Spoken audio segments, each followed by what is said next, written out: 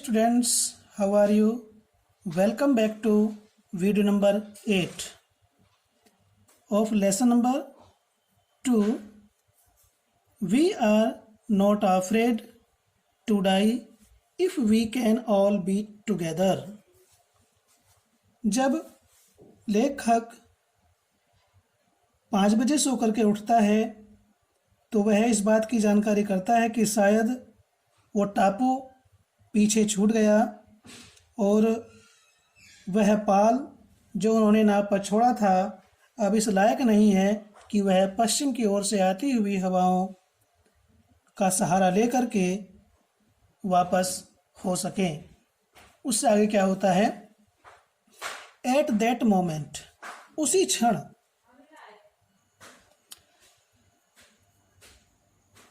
At that moment, उसी क्षण, a tousled head appeared by my bunk. Bunk कहते हैं बिस्तर, साइका, साइका कहते हैं शयन करने का स्थान, जिसे बिस्तर या साइका कहते हैं। लेखक कहता है कि उसी क्षण ए टाउजल्ड, टाउजल्ड कहते हैं गंदा, अव्यवस्थित, बालों वाला सिर, अव्यवस्थित और गंदे बालों वाला सिर, अपीयर्ड दिखाई दिया, बाई माई बंक, मेरे बिस्तर के पास। जब लेखक लेटा हुआ था तो तभी उसी क्षण उसके बिस्तर के पास एक अव्यवस्थित बालों वाला अव्यवस्थित और गंदे बालों वाला सिर प्रकट हुआ या दिखाई दिया। Can I have a hug? Jonathan asked. Jonathan ने पूछा। वो सिर किसका था? जोनाथन का था, लेखक के पुत्र का, जो 6 वर्ष का था। जोनाथन ने पूछा, कैन आई हैव ए हग? क्या मैं गले मिल सकता हूँ? हग कहते गले मिलना, आलिंगन करना, तो यहाँ पर ये नाउन के रूप में है। क्या मैं गले मिल सकता हूँ? जोनाथन ने पूछा। Sue was right behind him. Sue Jonathan की बहन जो उससे 1 वर्ष बड़ी थी, वाज राइट ठीक, बिहाइंड हिम उसके पीछे थी, सुजैन ठीक उसके पीछे थी और जोनाथन आगे था।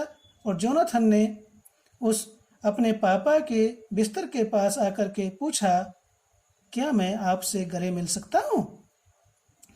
Y am I getting a hug now? I asked. मैंने पूछा, लेखक ने पूछा कि भाई मैं क्यों आपसे गले मिलने जा रहा हूँ, या आप मुझसे क्यों गले मिलने जा रहे हैं, आप मुझसे गले क्यों मिल रहे हैं? इस प्रकार से लेखक ने पूछा। तो आगे क्या होता है? Because you are the best daddy in the whole world and the best captain, my son replied.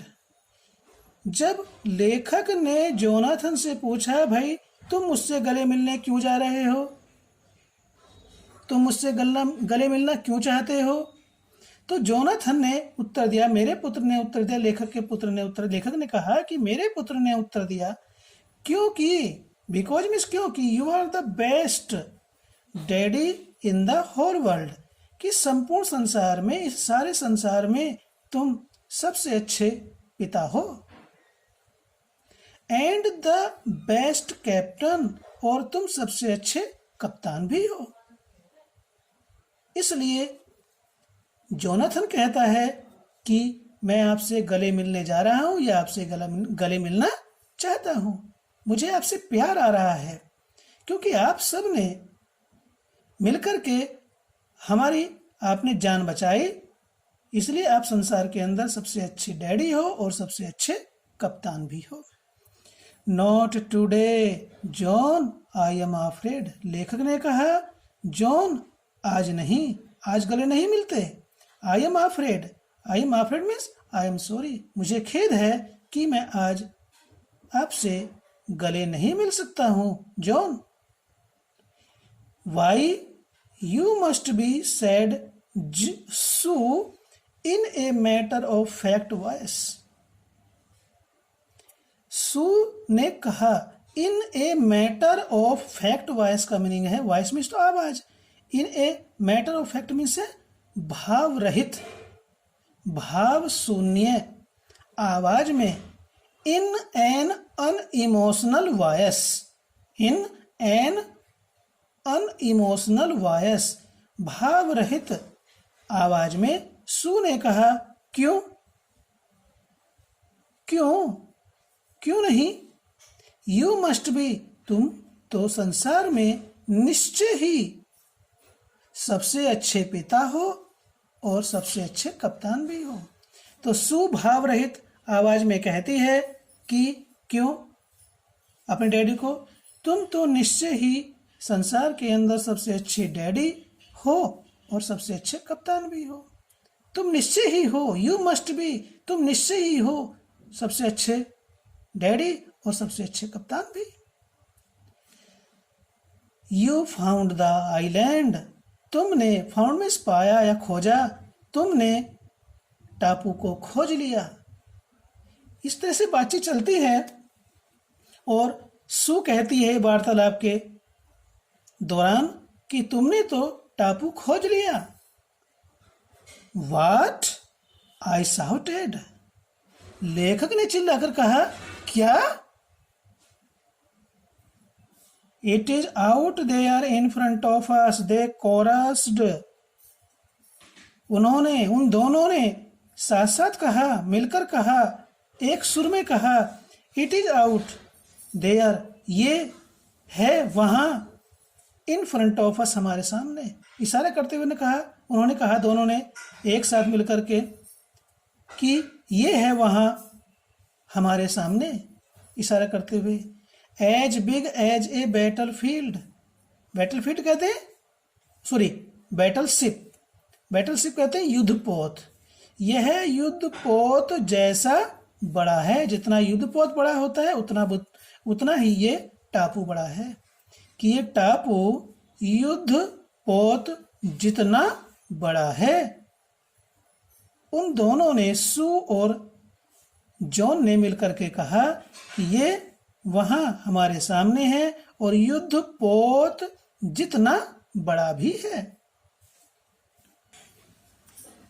I rushed on deck, जब सू ने कहा कि आपने तो टापू खोज लिया है और ये युद्धपोत के आकार का जैसा है, तो तभी लेखक सुन करके आई रश्ड ऑन डेक, लेखक दौड़ करके या भागा भागा डेक पर गया। डेक कहते हैं जहाज की छत को, जहाज की छत के ऊपर गया।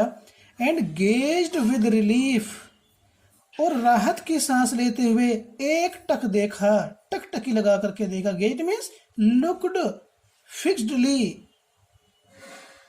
एक टक देखा, एक नजर देखा, स्थिर नजर से देखा।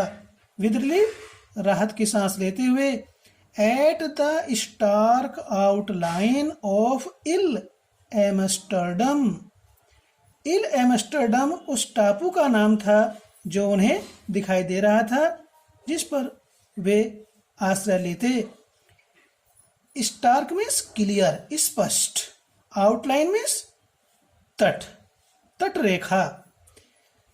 लेखक कहता है कि मैं भागा भागा डेक पर गया और इल एम्स्टर्डम की स्पष्ट तट रेखा को देख करके राहत की सांस लेते हुए देखा।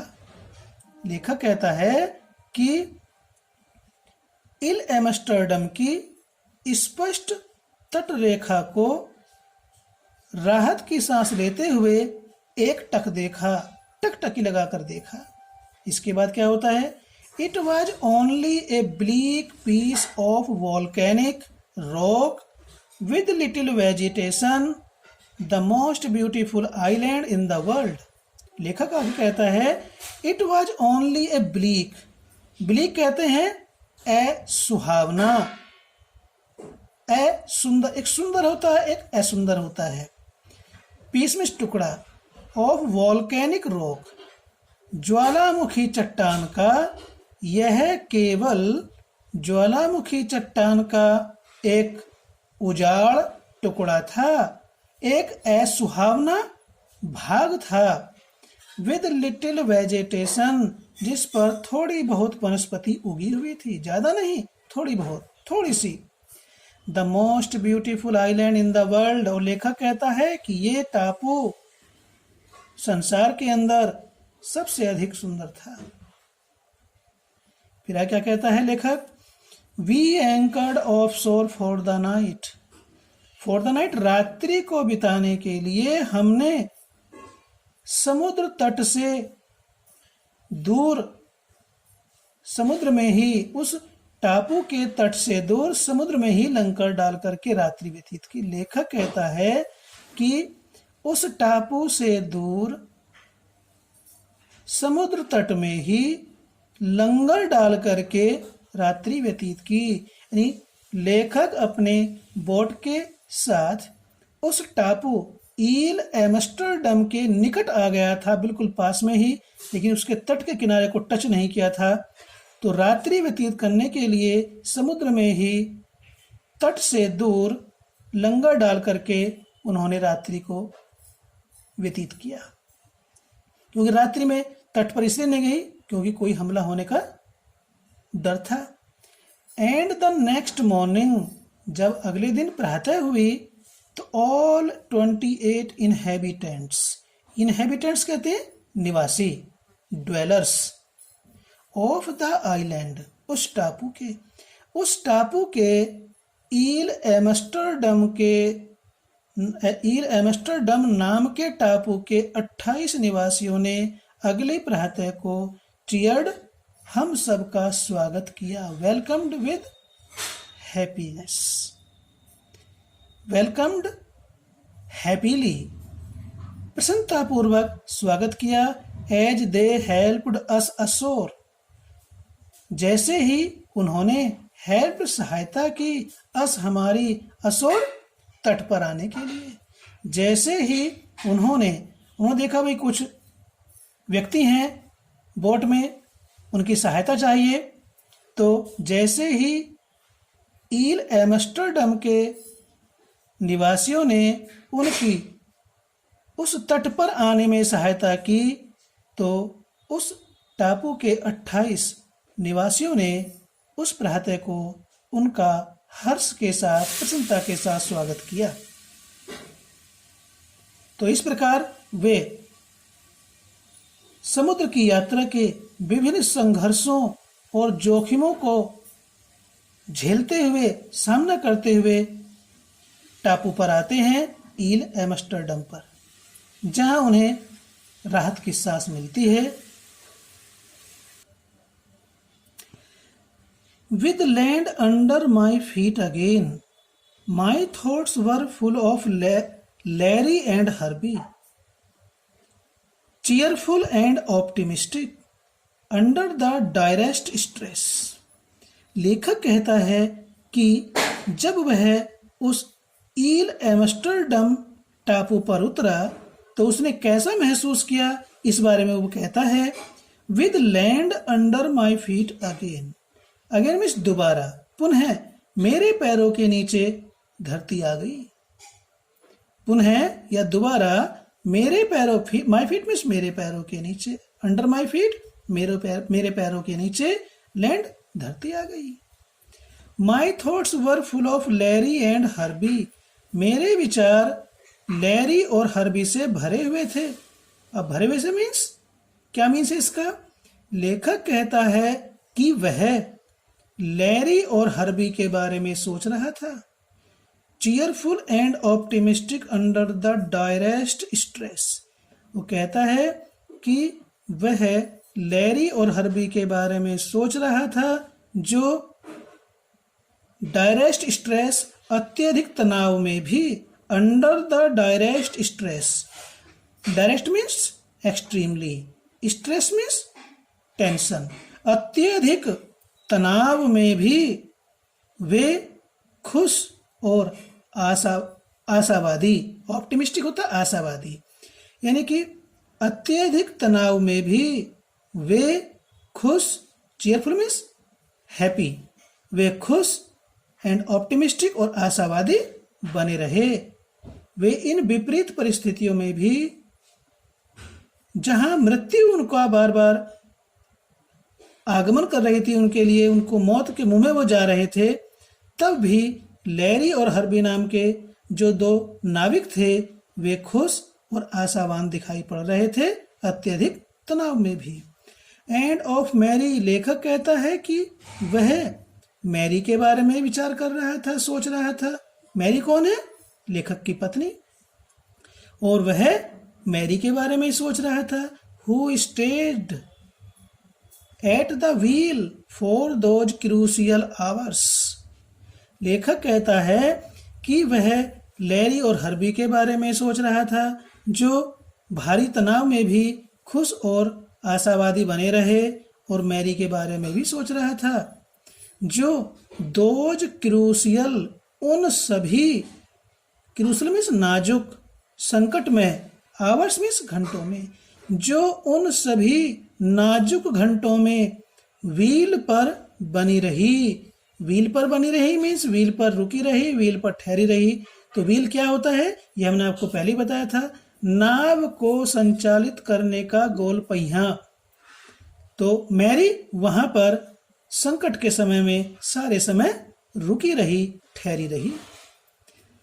आगे क्या कहता है लेखक? मोस्ट ऑफ ऑल, और इन सबसे ज्यादा, सबसे अधिक, I thought of A 7 year old girl, मैंने उस 7 वर्ष की लड़की के बारे में विचार किया।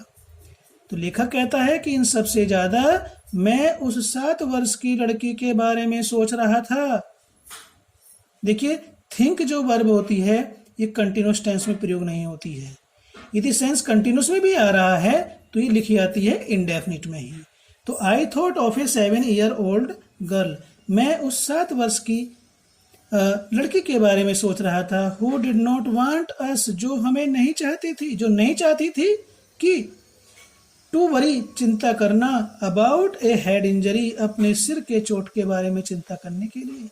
यानी कि लेखक कहता है कि मैं उस एक 7 वर्ष की लड़की के बारे में सोच रहा था, जिसने हमें अपने सिर के चोट के बारे में इसलिए नहीं बताया कि वह हमें चिंता में डालना नहीं चाहती थी। वह लड़की कितनी साहसी थी कि यदि वो अपने पापा को अपनी सिर के चोट के बारे में बताएगी तो उसके पापा चिंतित होंगे, और जो मुख्य और अत्यंत आवश्यक कार्य है उससे उनका ध्यान बट सकता है। इसलिए उसने अपने पापा को अपने सिर की चोट के बारे में नहीं बताया।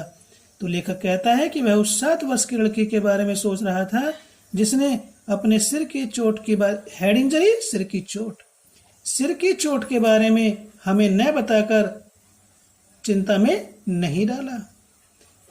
विच सब्सिक्वेंटली कहते हैं बाद में, विच जो, इस सिर की चोट बाद में, टुक, सिर की चोट ने बाद में लिए, 6 माइनर, 6 छोटे छोटे ऑपरेशंस, शल्य चिकित्साएं, टू रिमूव, हटाने के लिए, ए रिकरिंग, बार बार, ब्लड क्लॉट, बार बार खून से बनने वाले थक्के, between skin and skull, skin त्वचा, स्कल कहते खोपड़ी। लेखक कहता है कि जिस चोट के बारे में उस 7 वर्ष की लड़की ने हमें नहीं बताया, इसलिए कि कहीं वो चिंतित न हो और जो महत्वपूर्ण आवश्यक कार्य है उसको वह करने में असफल हो जाए, तो उस सिर की चोट, कहते नहीं, खाल और खोपड़ी के बीच बार बार होने वाले खून के थक्कों को टू रिमूव, हटाने के लिए 6 बार छोटे छोटे ऑपरेशन किए गए। अब बताइए, सिर में चोट जो लगी थी कितनी भयानक थी, जिसके बारे में उस लड़की ने नहीं बताया, और बाद में खाल और खोपड़ी के बीच में बार बार, रिकरिंग मीन्स बार बार, ब्लड क्लॉट, खून के थक्के बनने, बार बार बनने वाले खून के थक्कों को हटाने के लिए 6 छोटे छोटे ऑपरेशन किए गए।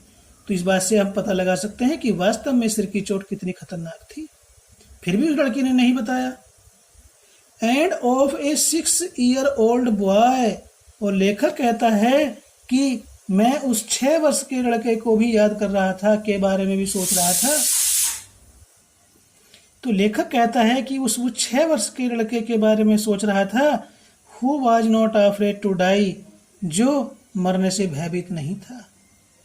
तो वह उनके बारे में विचार कर रहा था जिन्होंने उस संघर्षपूर्ण जीवन को दांव पे लगने के समय में, मृत्यु के समय में जिन्होंने अपने अपने कष्टों को सहन किया, उन सब के बारे में लेखक सोच रहा था। अपने 6 वर्ष के पुत्र के बारे में जो मरने से भयभीत नहीं था, जिसको मौत से डर ही नहीं लग रहा था। उस अपनी पुत्री के बारे में 7 वर्ष की, जिसके सिर में चोट लगी हुई थी और वो चोट बाद में 6 छोटे छोटे ऑपरेशन करके ठीक हुई।